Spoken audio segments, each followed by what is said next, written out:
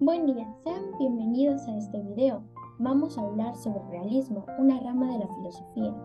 El realismo es una reacción contra lo abstracto, contra lo irreal. Para el realista, los objetos tienen existencia propia independientemente sean conocidos o no por la mente. El realismo tiene su origen desde la antigua Grecia. Su personaje más representativo es Aristóteles. La realidad acepta la existencia de las cosas fuera del sujeto, es decir, así el sujeto no exista, los objetos van a existir. 3. Tiene una postura objetivista, pero no se centra de igual forma. ¿Por qué?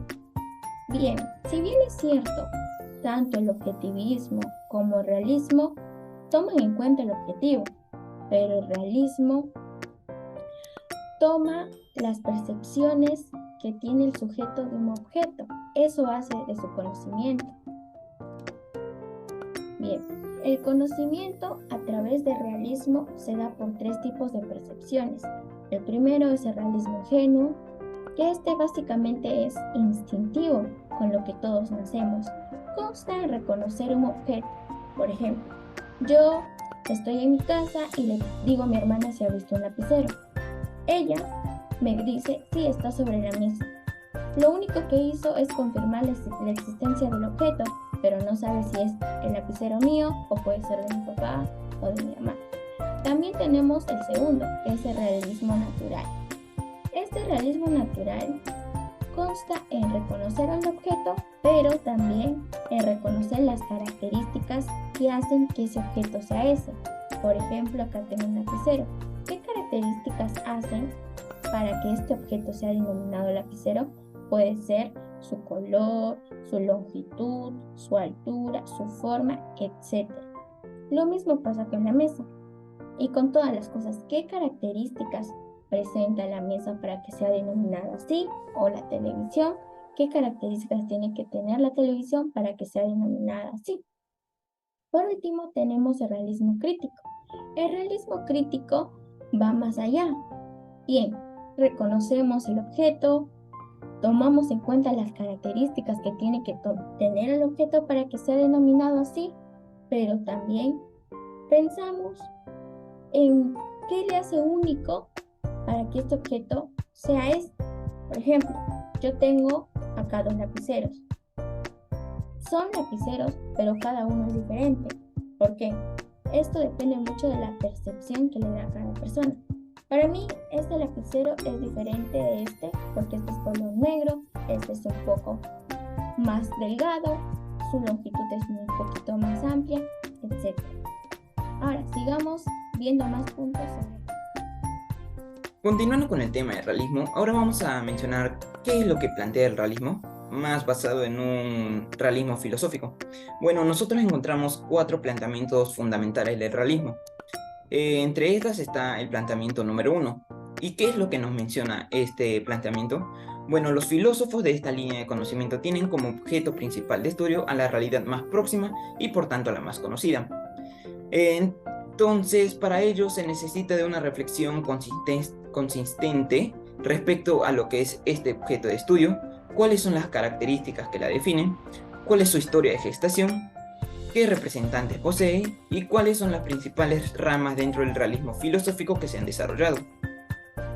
¿Qué es lo que tratamos de decir con esto? Que este pensamiento manifiesta que los objetos percibidos a través de los sentidos, como por ejemplo mesas y sillas, entre otros, poseen una existencia independiente del propio ser percibido.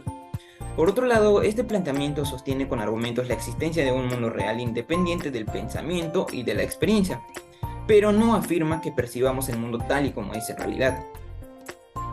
Ahora, el planteamiento número 2, ¿qué nos menciona? Bueno, su reflexión solo se centrará en la realidad tal y cual es objetivamente. Bueno, lo que nos quiere mencionar en esta parte es que desde la perspectiva filosófica, todo objeto existe independientemente de si hay un observador que desea analizarlo. Incluso el objeto o el sujeto, para conocer la realidad está limitada por la experiencia sensible y por ende solo puede conocer los que a sus sentidos se le presenten. Ahora, ¿Qué nos menciona el planteamiento número 3? Que para la obtención de información de los objetos de estudio se utiliza la observación directa, es decir, una observación de alta eficacia. Y finalmente tenemos el planteamiento número 4, que nos menciona que se sigue del pilar tercero, es decir, del planteamiento número 3, en donde estas descripciones son abundantes y justifican la relación entre sujeto y objeto. ¿Qué nos quiere decir esto? Que la presencia de descripciones detalladas es debido a que se buscan alcanzar una representación verosímil de la realidad. Hola, mi nombre es Cristel Robles. En esta oportunidad les voy a hablar sobre el planteamiento metafísico. Esta se va a contraponer al planteamiento que ya mis compañeros les habló acerca de las 4, en la cual, ¿por qué? Ya que el planteamiento anterior acepta que existen ideas universales a comparación de este. Vamos a ver, para ello nosotros deberíamos conocer o aceptar la propuesta ontológica de Platón y el realista de Aristóteles. ¿Y qué es lo que nos dice Platón, no? Que la diferencia entre un mundo sensible, que es cambiante y temporal, del mundo de las ideas, que esto viene a ser perfecto y atemporal. Por ejemplo, ¿no? Vamos a ver que la belleza y la justicia, estas van a coincidir perfectamente. Y no va a importar cuánto tiempo pase, estas ideas van a seguir siendo del mismo modo, ¿no? Que siempre cada persona va a tener esa opinión acerca de eso. En cambio, Aristóteles, en su primer libro de la metafísica, nos dice que la filosofía debe dedicarse a las cosas que son. Por ello, hay otro autor que nos dice, en ser es lo que de cada objeto, el fundamento de la inteligibilidad o la cognoscibilidad, a la razón misma de su esencia, lo que le hace de él un objeto determinado y lo distingue de otro diferente. Entonces, ¿qué entendemos de todo esto, no? ¿Cuál vendría a ser nuestro planteamiento básico del realismo? Que la metafísica del ser o el realismo ontológico va a definir que todo se debe reducir a lo que es el ser como individualidad en la realidad, puesta esa es su esencia y está alejada de cualquier otra.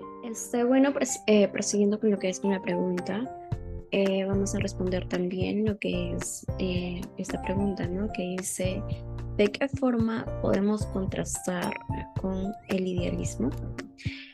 Bueno, para responder esta pregunta ya nosotros lo hemos visto, tenemos conocimientos previos, ya que lo hemos visto en clase, y vamos a recordar, ¿no? Que dice básicamente el idealismo, que es una teoría filosófica que define la existencia independiente de las ideas y su primicia sobre otras formas de conocimiento, ¿no? Entonces acá nosotros podemos decir que básicamente el idealismo es una corriente de pensamientos, ¿no? Que afirma que las ideas, son más importantes que el resto de las cosas, que la realidad es un constructo de la mente y que las cosas existen si hay una mente en las que pueda pensar, ¿no? Dentro de ellos tenemos que la idea sobre el resto de las cosas es básicamente el principio del ser y del conocimiento, ¿no?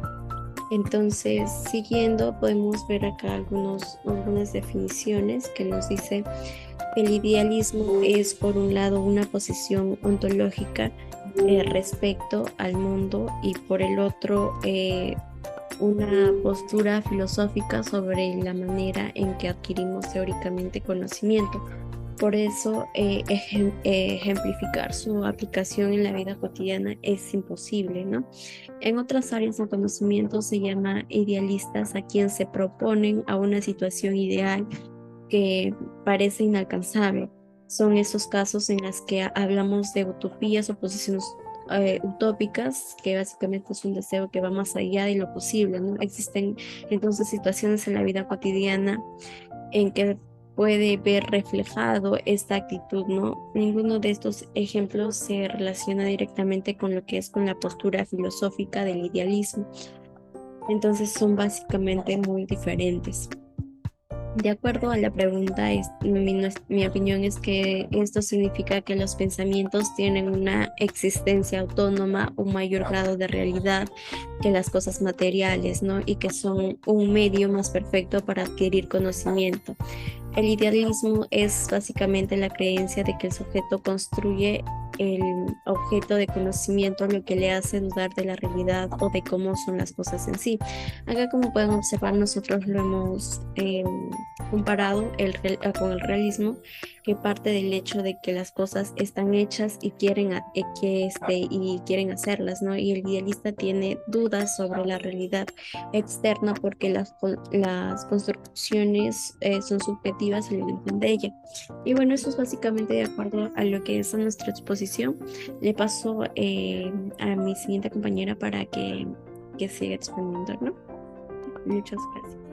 Con nuestra exposición, ¿de qué forma podemos contrastar con el idealismo? Recordando un poco de lo que hemos hablado sobre el idealismo, sabemos que es una posición filosófica cuyo significado puede variar según se concede la posibilidad de que exista algo independientemente a la mente. Pero todo lo que podemos conocer está considerado al proceso de cognoscitivo o espiritual del sujeto que se enfrenta hacia el mundo, sea social o lo que se le aplasta. Más que todo se encarga de estudiar la mente y el comportamiento de nuestro individuo que podemos ejemplar.